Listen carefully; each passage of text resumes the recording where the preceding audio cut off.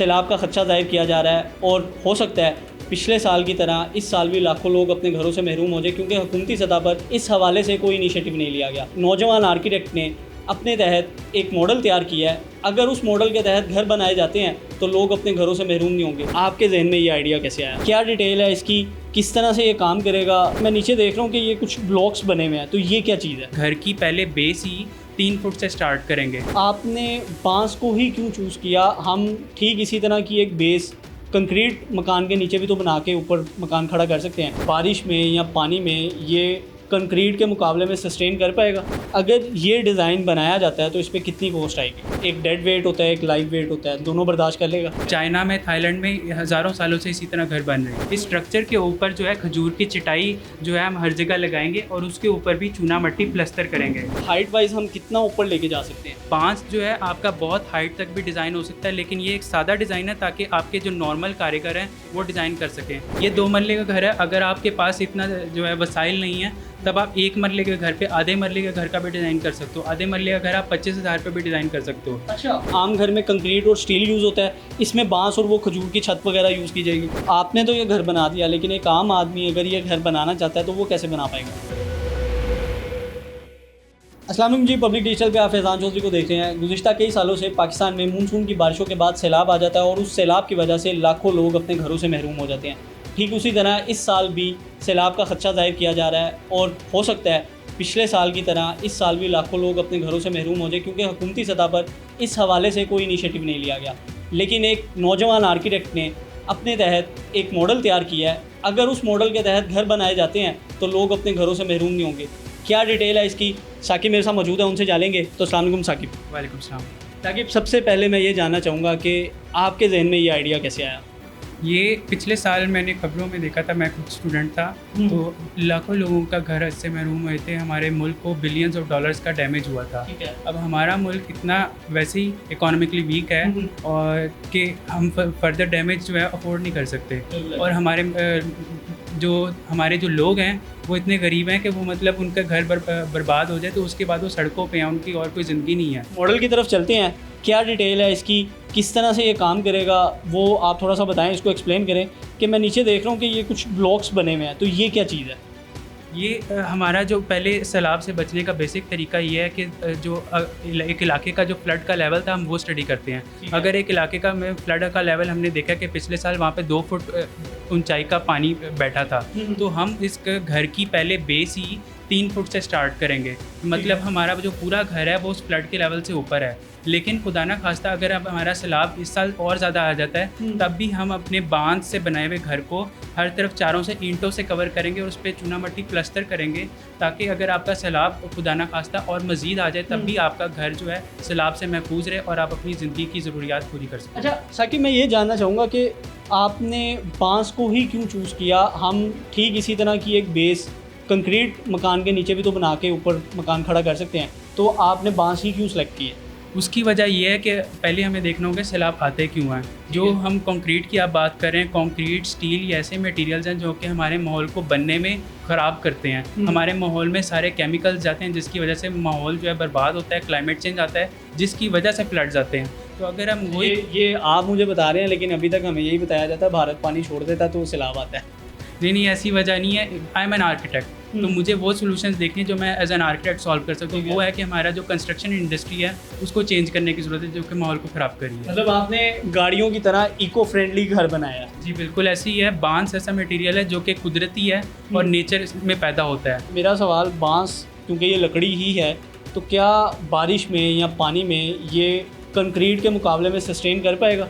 अब इसका जो लाइफ स्पैन है वो कंक्रीट से कम है, लेकिन हम इसका मटेरियल ऐसा है कि ये ना पैनल से बनते हैं। आप इसको अगर एक पैनल हो भी जाए तो आप उसे रिप्लेस कर सकते हो। पार्ट्स इसके इजीली रिप्लेसेबल हैं। अलग अलग आप पैनल्स बनाते हो, उनको जोड़ते हो। उसके अलावा बांस की ट्रीटमेंट होती है, इसको वाटर प्रूफिंग करते हैं ताकि आपका बांस जो है पानी से महफूज रहे। आप इसको फिल करते हो, उसके एक्सटीरियर में कोटिंग करते हो ताकि आपका जो बांस का मटेरियल है वो वीक ना हो मौसमी कंडीशंस की वजह से। अच्छा, अभी मैं ये बात करूँ, ये जो आपने मॉडल तैयार किया है ये कितने रकबे पे बनाया गया? ये 2 मरले के रकबे पे बना हुआ है। अगर ये डिज़ाइन बनाया जाता है तो इस पर कितनी कॉस्ट आएगी? इसकी कॉस्ट 2 लाख आएगी। 2 लाख रुपए में घर बन जाएगा? 2 लाख आपकी मैक्स है। आप इसका सारा मटेरियल ऐसा है जो कि मतलब आपका ना चीपली अवेलेबल है। इसमें कोई भी हम एक्सपेंसिव कंस्ट्रक्शन नहीं कर रहे। चीप मटेरियल से आप और इको फ्रेंडली मटेरियल के साथ अपना घर बना सकते हो और उसमें रह सकते हो। और क्या ये वेट, एक डेड वेट होता है, एक लाइव वेट होता है, दोनों बर्दाश्त कर लेगा? जी, इसका डिज़ाइन ऐसा किया गया है कि ये डबल बांस इसमें यूज़ की गई है और उसके ऊपर ट्रिपल बांस हमारा फ्लोरिंग है। तो इसका हम जो डिज़ाइन है ना, बिल्कुल जिस तरह कंक्रीट के घर बनते हैं उसी तरह बांस भी itself is a very strong material, जिसको आप अगर आप अच्छी तरह डिज़ाइन करो, इसकी टेक्निक्स होती हैं उसको प्रॉपर फॉलो करो तो आप बहुत मजबूत घर बना सकते हो जो कि साल साल चलता है। चाइना में, थाईलैंड में हज़ारों सालों से इसी तरह घर बन रहे हैं। अच्छा साकिब, अगर अपने नाज़रीन के लिए मैं बात करूं तो उनको शायद देख के ये लग ना रहा हो कि ये घर बना हुआ है, क्योंकि अभी भी इसमें कुछ कमियां लग रही हैं। तो क्या इसमें मज़ीद इसके कुछ लगने वाला रहता है अभी? ये सारे बांस के जो हैं पैनल्स हम बनाएंगे और इनसे दीवारी खड़े करेंगे, फिर इसके ऊपर घास के हम पैनल्स लगाएंगे और उसके ऊपर हम चूना मट्टी प्लस्तर के 2 कोट करेंगे, जिससे हमारा पूरा दीवार जो है फिनिश होगी। उसके ऊपर छत के ऊपर जो हमारा ये स्ट्रक्चर है, इस स्ट्रक्चर के ऊपर जो है खजूर की चटाई जो है हम हर जगह लगाएंगे और उसके ऊपर भी चूना मट्टी प्लस्तर करेंगे, जो कि एक स्ट्रॉन्ग और इको फ्रेंडली मटेरियल है और उससे हमारा घर जो है प्रॉपर फिनिश होगा। अच्छा, अगर साकिब इसके फ्लोर की बात कीजिए तो आधे हिस्से पे फ्लोर है, आधे पे नहीं है, उसकी क्या वजह है? वो आपको स्ट्रक्चर दिखाने के लिए कि आप देखें उस फ्लोर के नीचे हो क्या रहा है। उस फ्लोर के नीचे पहले बांस के कॉलम्स हैं, उसके ऊपर बांस की बीम्स हैं, जो कि एक बांस के ऊपर दूसरी बांस है ताकि वो स्ट्रॉन्ग हो। उसके ऊपर जो है हम फ्लोर लगाएंगे ताकि हमारा जो वज़न है वो बर्दाश्त हो सके। इसके ऊपर हम अभी ये छोटी सी बांस है, लेकिन तब भी इसके ऊपर भी हम वज़न लगाएं तो ये बिल्कुल हिलेगा नहीं।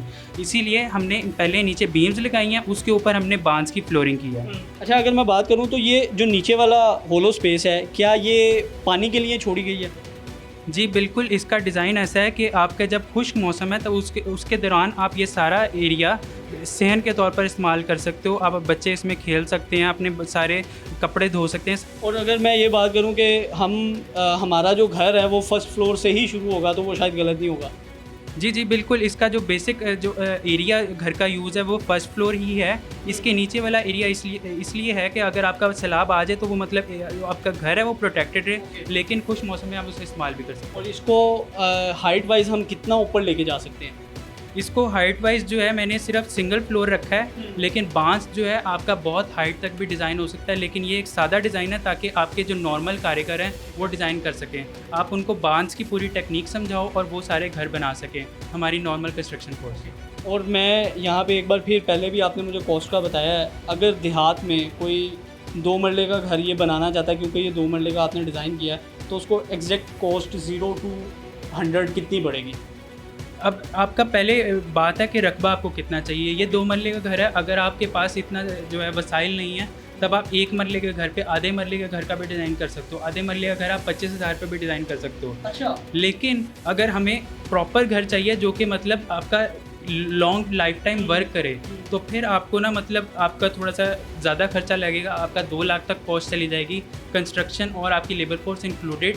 लेकिन तब आपका ऐसा घर होगा जो कि आप प्रॉपर सारे उसमें जो बाथरूम का इस्तेमाल है, किचन का इस्तेमाल है, आपका रहन सहन है, वो सारा आप उसमें के अंदर पूरा कर सकते हो।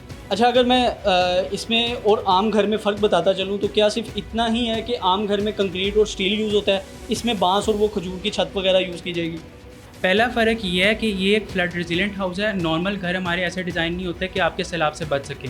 दूसरा ये है कि इको फ्रेंडली है, क्योंकि अब हमारा मटेरियल ऐसा है कि वो माहौल को ख़राब करने में कोई किरदार अदा नहीं कर रहा। तो जो नॉर्मल घर हैं वो उनकी वजह से, उनके कंस्ट्रक्शन की वजह से सैलाब आगे वाले सालों में मज़ीद आएगा, क्योंकि वो हमारे क्लाइमेट को ख़राब करते हैं। लेकिन ये अगर इको फ्रेंडली है, इसकी वजह से आपका माहौल ख़राब होने में कोई किरदार नहीं है। अच्छा साकिब, आपने तो ये घर बना दिया, लेकिन एक आम आदमी अगर ये घर बनाना चाहता है तो वो कैसे बना पाएगा?